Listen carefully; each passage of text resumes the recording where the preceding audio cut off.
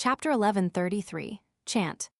In the Backland Bridge area, according to the information provided by Miss Messenger, he found the man who had been seduced by Trissy and ended up helping her send the letter.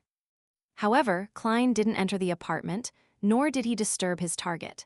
He stuck both hands into his black trench coat pocket and continued walking forward. Under the illumination of the street lamps, he walked all the way to the crossroads and turned into another street. During this process, a rat that was stealing food in a particular building suddenly shivered. It then gave up on the piece of cheese and followed the usual tunnel that it used to pass through, and it moved towards the target area. Then the rat opened its mouth and let out a human voice. Blessed of the sea and spirit world, guardian of the Rorsted archipelago, ruler of the undersea creatures, master of tsunamis and storms, the great Calvatua. The moment the rat finished its sentence, Klein, who had already turned into another street, vanished. There was only a spark left on the spot that quickly dissipated. He had used flaming jump, but he wasn't using it to travel. Instead, he had entered a hotel room that he had booked to rendezvous with one of his marionettes, so he didn't need to worry too much about being sensed by Zeratul and meet with an accident. After all, the destination was clear, the journey was short, and there was protection. In the room, with Inuni watching, he took 4 steps counterclockwise and arrived above the gray fog. As he sat at the end of the long bronze table, he held the sea god scepter. With the help of the prayer light, he observed the target through his true vision, the man who helped Demoness Trissy relay the news. A few minutes later, Rionette Tynker appeared in the apartment as promised. She took the gold coin and left the envelope on the table. The man trembled in fear again, but in the end, he overcame his own fear. He picked up the letter and weighed it. 15 minutes later, he carefully took out the black sticky paste, separated a small blob, and applied it on the surface of a mirror. Soon, he saw the young girl who had occupied all of his dreams in the dark mirror and hurriedly said, "That crazy adventurer just sent a letter. It seems to contain something else. I didn't open it as per your instructions." At that moment, above the gray fog, the scene Klein saw began to show a strange phenomenon. In his vision, the mirror's condition had already turned blurry. It was closer to being a dark and illusory passageway that didn't look realistic enough. It was connected to something similar in the surrounding area, forming a complicated and abstract spider web that was interwoven into a profound and strange world. Through the gray fog's true vision, he could barely make out the general situation, but he was unable to make out the details. He didn't know what strange and terrifying creatures hid within that world. In mysticism, mirrors are often given the symbolic meaning of leading to another kingdom, and are mostly related to terrifying horrors. Is this the mirror world? My Beyonder powers are completely unrelated to this domain. That's not true. If someone prays to me and attempts magic mirror divination, then there will naturally be an illusory passageway that points towards me, towards the gray fog. Strictly speaking, the mirror world isn't a real world. It's closer to the collective manifestation of doors. By connecting to different mirrors and different mysterious kingdoms, if one becomes lost in there, they might directly appear in the abyss or even the cosmos. Of course, demigods with this ability should be able to create a reflection world and hide inside. The collective manifestation of doors, high-sequence beyonders of the Demoness, Wraith, and Apprentice pathways also have similar powers. Does the secret in Secret Sorcerer represent the mirror world to some extent? This is sufficiently mysterious and secretive. Under normal circumstances, even through true vision, there's no way to directly see the mirror world unless someone triggers it. Klein nodded in thought as he heard Demoness Trissy's melodic voice reply. "Throw the letter into the mirror." Can it be thrown in? As a low-sequence beyonder, the man had never seen such a miraculous thing before.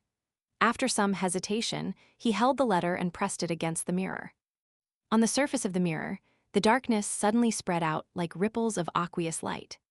The man felt his firm touch light, and he saw the letter magically pass through the glass surface and enter the illusionary, swirling interior. Right on the heels of that, the letter seemed to be attracted by a huge whirlpool as it continued to sink deeper into the room where Trissy was. Above the gray fog, Klein raised the sea god scepter high and focused on tracking the letter, attempting to lock onto the location of the demoness. At this moment, in his true vision, the dark and deep mirror world began to quake violently, turning everything into a blur.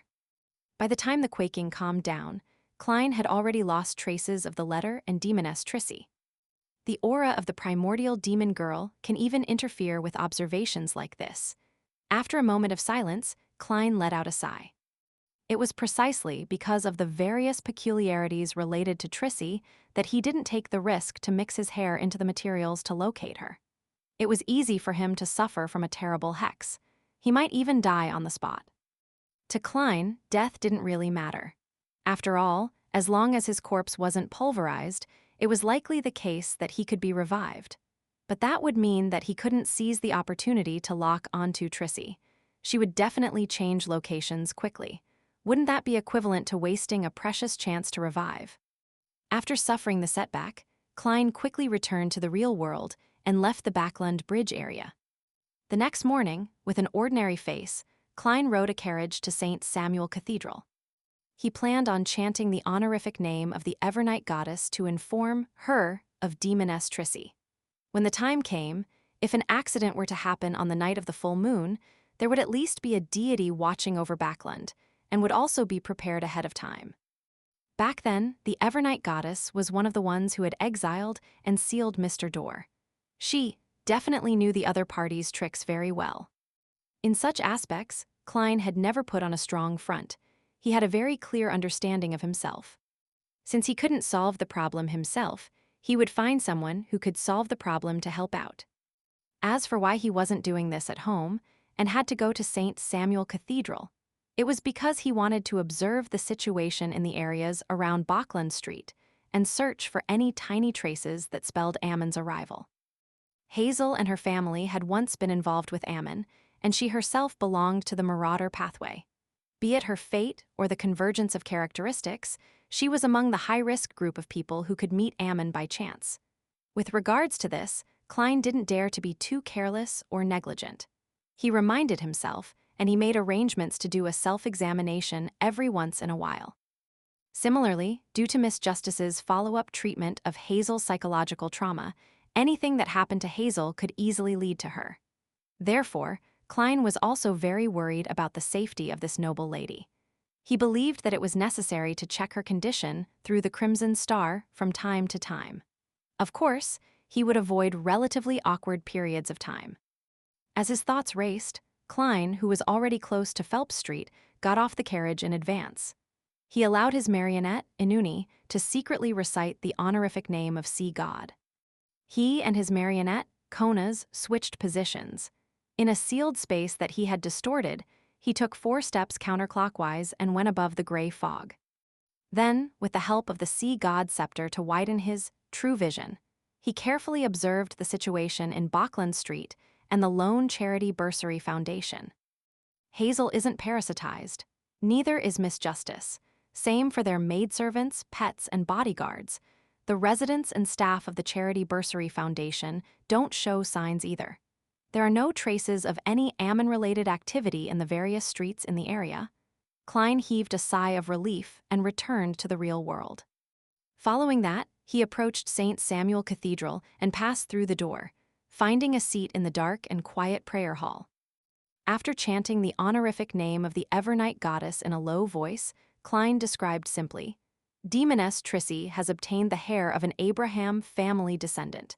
She plans to contact a hidden existence on the night of the full moon. I cannot be sure of her exact purpose."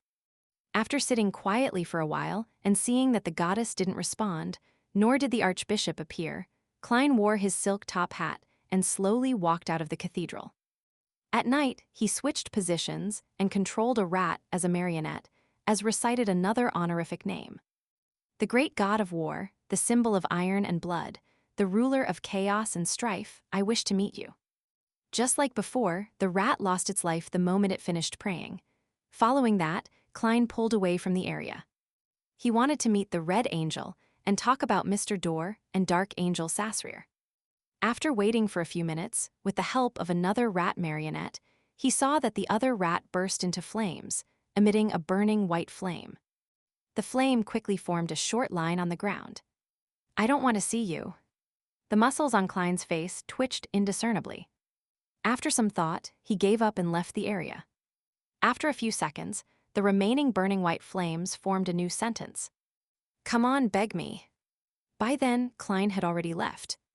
In a house somewhere in Backland, a pale-faced Sauron Einhorn Medici stood up from the sofa in a black, red-lined robe. He frowned and muttered to himself, "Who's disturbing me?" In the blink of an eye, a full moon had dawned its light on Backland. In a room illuminated by the crimson light, Demoness Trissy stood at an altar. Around her were ritual materials: rubies, sapphires, emeralds, diamonds, pearls, and lazurite. After some complicated preparations, she lit the hair in her hand and placed it into a cauldron.